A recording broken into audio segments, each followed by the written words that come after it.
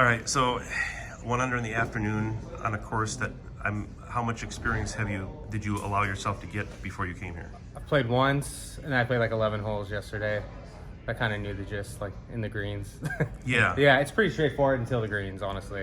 And then they're soft today, so it's like controlling spin was hard. Sure. Back pins are really hard to get to, but you know, you have to stay below the hole here. You can't even really be pin high, honestly. So you were happy with the 1 under? Yeah.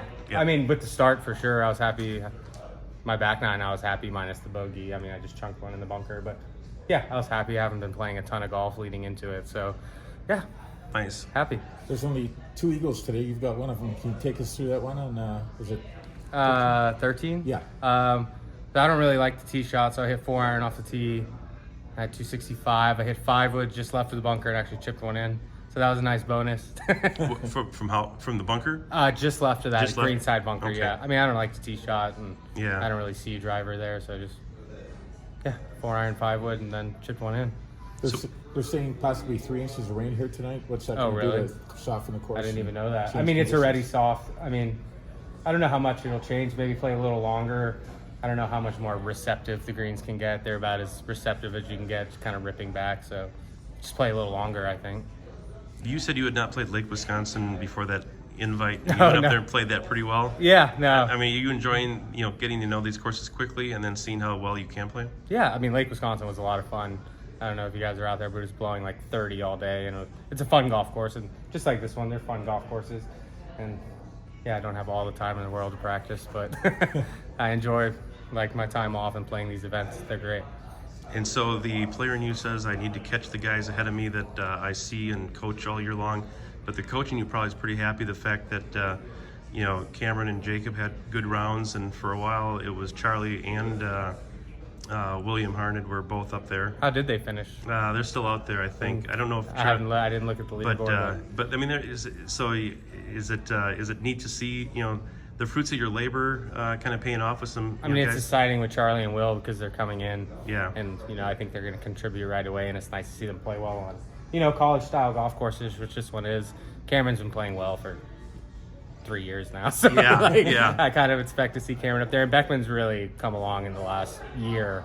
Yeah. I mean, I think the redshirt year was really good for him, and he's played awesome since then. And I think he's just getting more and more confidence. Even the Ray Fisher, I know he lost in a playoff. But that's kind of how Cameron started last year, too. Kind of won the Ray Fisher, built some confidence off of that, and then confidence is a lot for these guys. They can all play, but What do you tell Jacob when he's trying so hard to win one of these big ones? He's so close. He's got this amazing record of seconds, thirds, fourths, or whatever.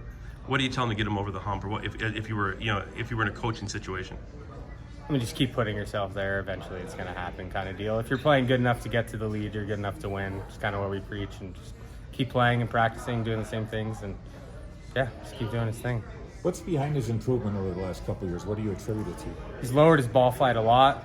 I think a little bit of that, and I will say Jacob doesn't try any shots he can't hit. He plays like a really mature style of golf where, not everyone on our team would try to hit certain shots that maybe they have no business doing. Jacob really knows his game, and he owns it, and he doesn't try to do anything that he's not, which, it's great. It's great to watch as a coach, and, just kind of does his thing the whole way around.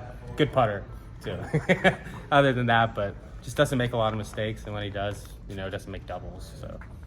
What will you? What did you learn from the day that will maybe be applied tomorrow? Just some comfort lines off the tee. Mm-hmm. There's a few tee shots. I think it's 14. Is that the one down the hill? 15 maybe? I don't know the course 15. that I hit driver day. Probably shouldn't have hit driver.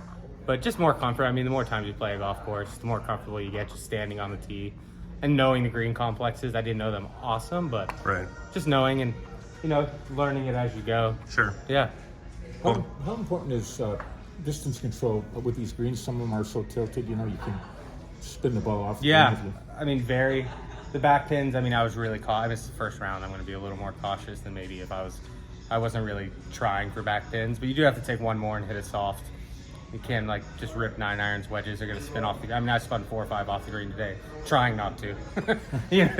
Attempting not to spin it off the green. It's still even, I think 18 I hit, so I thought I hit it to an inch, and I'm walking up and it's still rolling. But that should have thrown it behind the flag. But And you almost knocked in the chip shot, right? No? yeah, I was close. Yeah, Yeah. yeah, that would have been nice. My caddy was rooting me on. Andrew. Shout out to Andrew. Yeah. Cool. Yeah. Thanks, Ross.